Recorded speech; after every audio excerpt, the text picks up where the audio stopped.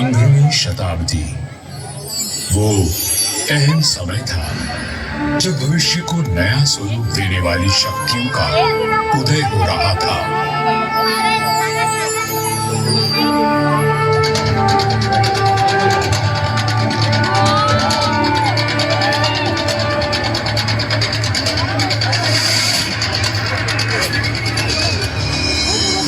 लोधी राजवंश ने दिल्ली की गद्दी संभाली। मध्य एशिया में बाबर का जन्म हुआ और राठौड़ कुल गौरव राव जोधा जी ने मेहरानगढ़ दुर्ग की नींव डालकर जोधपुर नगर की स्थापना की। 1459 ईस्वी में बना मेहरानगढ़ उत्तर भारत की राजनीतिक सरगर्मियों का साक्षी भी रहा और केंद्र भी। जोधपुर के आकाश में राठौड़ राजवंश का तेजवान सूर्य दमका, जिसका उदय मंडोर में हुआ था। मेहरानगढ़ की उत्तर पश्चिम दिशा में करीब 9 किलोमीटर का फासला तय करेंगे तो मैं अपने बचे हुए अवशेषों के साथ आपका स्वागत करूंगा। मैं किला हूं मंडोर का। मैं इतना प्राचीन हूं कि मुझे किसने बनवाया, कब बनवाया, ये किसी को भी याद नहीं। मंडोर की भूमि से आज भी अतीत के सिक्के, मंदिर के अवशेष, तोरण द्वार, स्तंभ और उत्कृष्ट मूर्तियां प्राप्त होती रहती हैं। मंडोर संग्रहालय में प्राचीन भारत के सभी प्रतीकों को सहेज कर रखा गया है, ठीक वैसे ही जैसे मैंने अपने जीर्ण अवशेषों में अनेकों गाथाएं संभाल रखी हैं। अरावली की पहाड़ियों से घिरा मंडोर नगर मांडव्य ऋषि की तपोभूमि था और इसका प्राचीन नाम मांडव्यपुर था।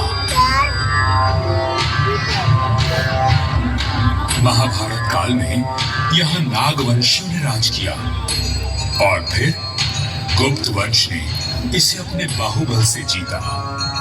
चौथी व छठी शताब्दी में हुनों का आगमन हुआ तथा परमारों ने इनके वैभव को बढ़ाया। मारवाड़ का विस्तार सबसे अधिक परमारों की समयावधि में हुआ और उस समय मारवाड़ को नवकोटि मारवाड़ भी कहा जाता था। तो 7वीं शताब्दी में प्रतिहारों ने यहाँ अपना साम्राज्य स्थापित किया और यहाँ के वैभव को बढ़ाया। मेरे साथ चलिए उस बीते हुए काल में जब यह तलवारें खड़कती थी, रणभेरी और नगाड़े कंपायमान होते थे, वीर हुंकार भरते थे और रणबांकुरों के जय घोष से आकाश गूंज उठता था। सन 1394 ईस्वी परिहारों की शक्ति अस्त हो रही थी। गुजरात के सूबेदार जफर खान ने दिल्ली की कमजोर सल्तनत के चलते मंडोर और नागौर को अपने कब्जे में ले लिया था। अब मेरी चार दीवारी में परिहार नहीं, तुर्क आबसे थे। जफर खान का हाकिम ऐबक खान मंडोर दुर्ग का किलेदार था, जो आए दिन अपनी क्रूरता का प्रदर्शन करता रहता था।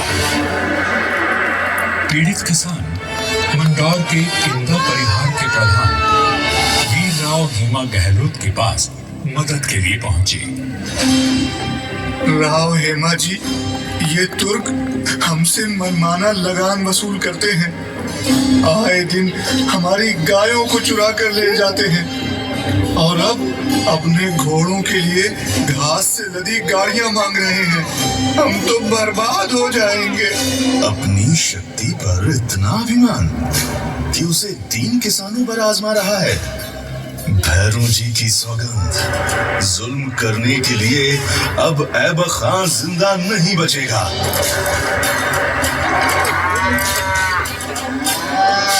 शक्तिशाली शत्रु से लड़ने के लिए बल और बुद्धि से वार करने की योजना बनाई गई। घास की कई 100 गाड़ियां तैयार की गईं और हर गाड़ी में हथियार लिए योद्धा चुप कर बैठ गए। गाड़ियां जैसे ही किले के भीतर पहुंची, क्षत्रियों ने नारा लगाया, आयो लड़ो फतेह कर दो, आयो लड़ो फतेह कर दो।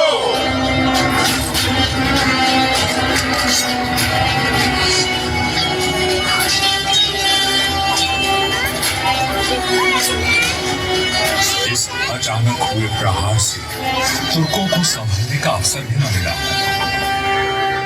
वीर हेमा गहलोत, समर शूर राव चुंडा राठौड़ और मारवाड़ के वीरों की प्रतापी तलवारें लहराई तो शत्रुओं के सिरों के ढेर लग गए।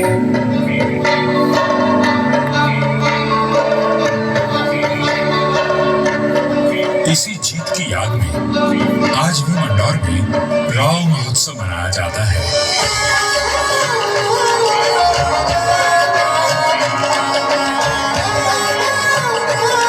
हर वर्ष होली के दूसरे दिन निर्भीक, साहसी हेमा गहलोत और सभी वीरों को याद किया जाता है और बाबा भैरवनाथ जी की पूजा की जाती है, जिनके आशीर्वाद से वीर विजय हुए थे।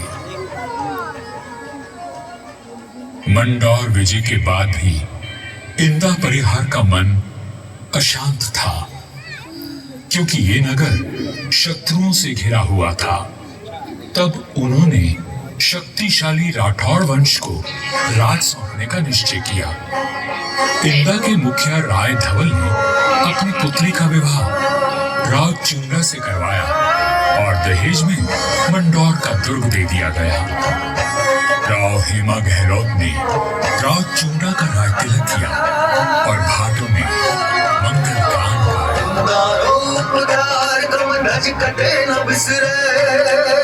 चुंडो चवई चाड़ दीमा डोबर गाए जे इंदारो उपकार कम नज कटे न बिसरे चुंडो चवई और सामरिक सूझबूझ का परिचय देते हुए राव चुंडा ने अपने साम्राज्य को बढ़ाया और मंडौर को मारवाड़ की राजधानी बनाया।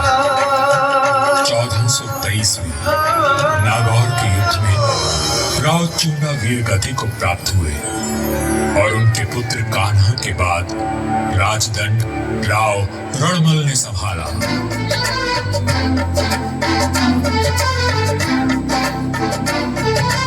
मारवाड़ और मेवाड़ में घनिष्ठ संबंध थे, परंतु मेवाड़ नरेश राणा कुंभा के कान भरने लगे।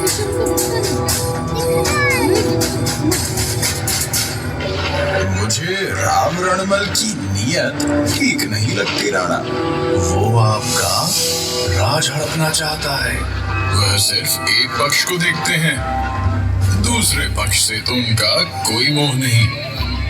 एक मधुर संबंध में संशय और अविश्वास का विष घोल दिया गया था। 1438 ईस्वी में राव रणमल अपने पुत्र जोधा के साथ चित्तौड़ के दुर्ग में था। रणमल को किसी षड्यंत्र का आभास हुआ और उसने बेटे जोधा को किले से बाहर भेज दिया। पिता की आज्ञा मान जोधा चित्तौड़गढ़ की तलहटी में पहुंचा। तभी एक डोम ने जोधा का ध्यान खींचा, जो एक दोहा गा रहा था।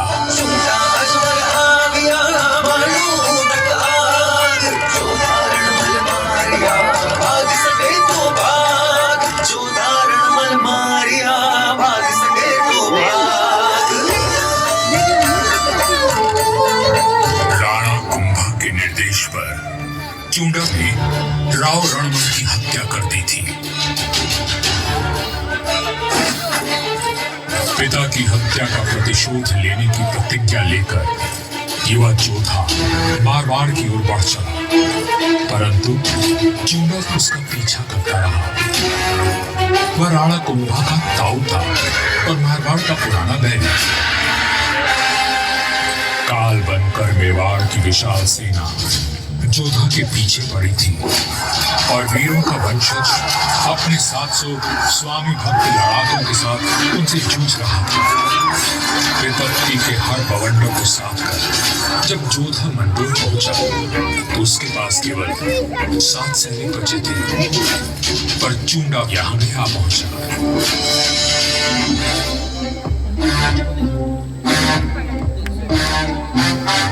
चूंडा बोला, मंडोर किले का कोना कोना छान मारो।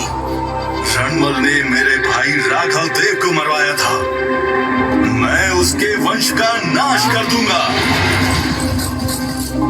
हुजूर, जोधा जांगलू प्रदेश की ओर भाग गया है, आप कहें तो उसका पीछा करें। रहने दो, वहां रेतीले टीलों में भटक कर वो खुद ही मर जाएगा। तुम राणा कुंभा के पास संदेश भिजवाओ, मंडोर पर अब हमारा राज है।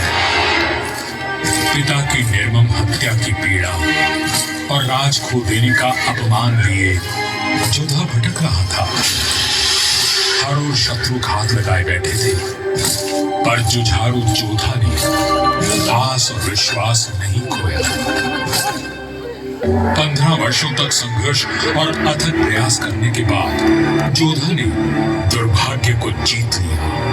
चूंडा की मृत्यु हो चुकी थी और मंडोर को राज जोधा ने फिर से जीत लिया था। समय बदल रहा था और देश पर विदेशी आक्रमणकारियों का संकट घेर आया था।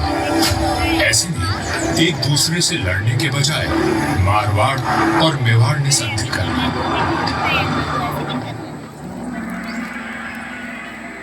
पर दूरदर्शी राव जोधा को कोई चिंता खाए जा रही थी और उस चिंता का कारण मैं यानी मंडोर का दुर्ग था। किस सोच में डूबे हैं राव जी? अपने आसपास देखो, क्या दिखता है? आकाश, जंगल, पहाड़ियां। ये पहाड़ियां ही मेरी चिंता है। कई 100 साल पहले ये काफी ऊंची थी और किले तक पहुंचना कठिन था, पर भारी वर्षा और धूल भरी आंधियों ने इनका कद घटा दिया है। राव जोधा की बात पीड़ादायक परंतु सत्य थी। मैं भी अब बूढ़ा और कमजोर हो चला था, सो मेरा त्याग करके मेहरानगढ़ का निर्माण किया गया और ये सही फैसला था।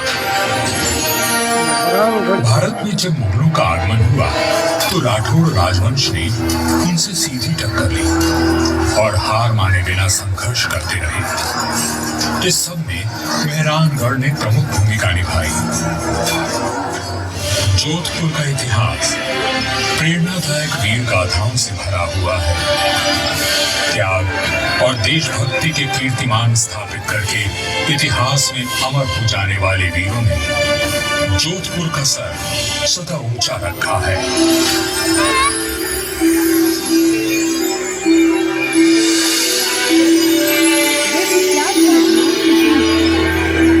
इस धरती पर जन्मे सपूत अपनी भुजाओं में इतना बल रखते थे कि मातृभूमि की रक्षा कर सके, तभी इनकी छत्र छाया में इनकी प्रजा सुखी और समृद्ध हुई। पर यह बात कम ही लोग जानते हैं कि फौलादी सीनों में कोमल भावनाओं का भी वास था। राजधर्म का पालन करने वाले तलवार के धनी इन रणधीरों के मन में नवसृजन और कला के प्रति प्रेम भी बसता था, जिसका प्रमाण आज भी उपस्थित है और इस धरती का सौंदर्य बढ़ाता है।